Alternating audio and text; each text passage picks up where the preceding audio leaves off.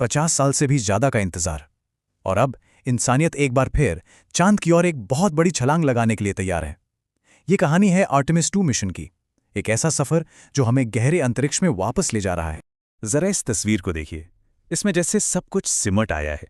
Orion spacecraft के कैमरे से लिया गया ये नज़ारा, जहां हमारा स्पेसक्राफ्ट, चांद और दूर एक नीले मोती की तरह चमकती हमारी पृथ्वी, सब एक ही फ्रेम में है।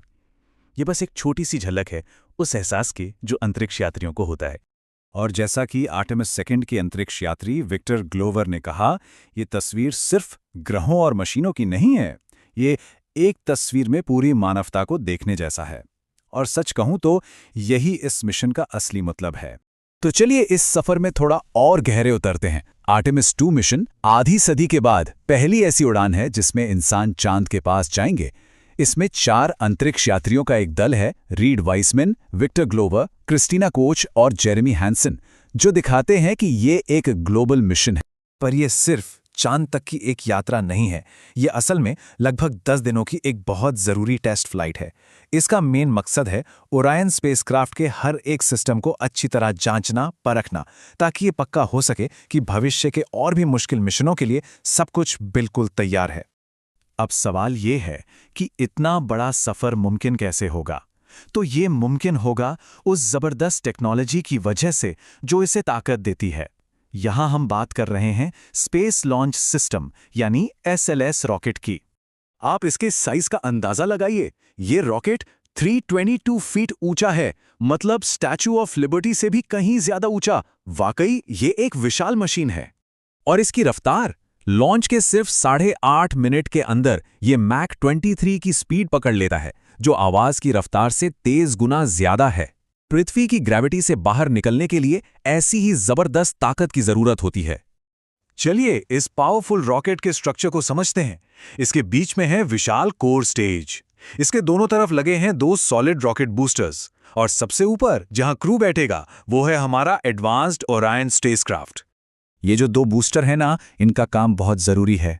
उड़ान के पहले 2 मिनट में लॉन्च के वक्त जो कुल ताकत चाहिए उसका 75% से भी ज्यादा यही दोनों देते हैं। मतलब यही वो पावर है जो इस विशाल रॉकेट को जमीन से उठाकर आसमान की ओर धकेलती है। तो ये यात्रा असल में होगी कैसे? चलिए मिशन की 10 दिन की पूरी प्लानिंग को स्टेप बाय स्टेप समझते हैं। तो पहले दिन होगा लॉन्च और पृथ्वी के 2 चक्कर।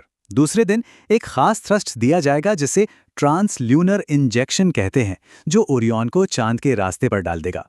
करीब 6ठे दिन स्पेसक्राफ्ट चांद के सबसे नजदीक से गुजरेगा और फिर 10वें दिन प्रशांत महासागर में इसकी वापसी होगी। यहाँ सबसे मजेदार बात यह है कि ओरियन एक फ्री रिटर्न ट्रेजेक्ट्री पर उड़ेगा। मतलब ये चांद की ग्रेविटी को एक गुलेल की तरह इस्तेमाल करेगा, जो इसे बिना ज्यादा ईंधन जलाए सीधे पृथ्वी की ओर वापस फेंक देगी। ये एक बहुत ही स्मार्ट और सेफ तरीका है। मिशन का एक रोमांचक और थोड़ा तनाव भरा पल भी आएगा। ये तब होगा जब ओरायन चांद के उस हिस्से के पीछे से गुजरेगा जो हमें कभी नहीं दिखता। उस वक्त करीब 40 मिनट के लिए मिशन कंट्रोल का स्पेसक्राफ्ट से सारा संपर्क टूट जाएगा। वो 40 मिनट पूरी तरह से खामोशी के होंगे। लेकिन आर्टेमिस 2 सिर्फ एक यात्रा से कहीं बढ़कर है। ये गहरे अंतरिक्ष में साइंस करने का एक बेहतरीन मौका भी है, जो भविष्य के मिशनों के लिए रास्ता बनाएगा। इस मिशन का एक मुख्य वैज्ञानिक प्रयोग है एवाटार। ये organ on a chip technology का इस्तेमाल करता है। अब ये क्या है? इसे ऐसे समझिए, ये एक USB ड्राइव के साइज की डिवाइस है जिसमें जिंदा इंसानी सेल्स होते हैं जो हमारे शरीर के अंगों की तरह काम करते हैं। इस छोटे से एक्सपेरिमेंट के लक्ष्य बहुत बड़े हैं। इससे हमें ये समझने में मदद मिलेगी कि गहरे अंतरिक्ष का रेडिएशन हमारी सेहत पर क्या असर डालता है। इससे एस्ट्रोनॉट्स के लिए पर्सनल दवाएं बनाने में मदद मिल सकती है, और यहाँ तक कि पृथ्वी पर कैंसर जैसी बीमारियों के इलाज में भी। ये सब भविष्य के मंगल मिशन की तैयारी का हिस्सा है।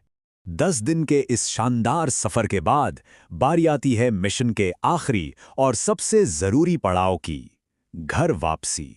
ओरियन कैप्सूल मैक 32 की अविश्वसनीय रफ्तार से पृथ्वी के एटमॉस्फेयर में दोबारा एंट्री करेगा।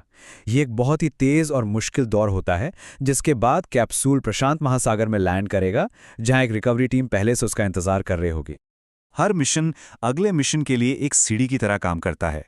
जैसा कि हम यहाँ देख सकते हैं, आर्टेमिस 2 में स्पेसक्राफ्ट और लाइफ सपोर्ट सिस्टम की टेस्टिंग होगी, और इसकी कामयाबी ही आर्टेमिस 3 का रास्ता बनाएगी, जहां हम इंसानों को एक बार फिर चांद की सतह पर कदम रखते हुए देखेंगे।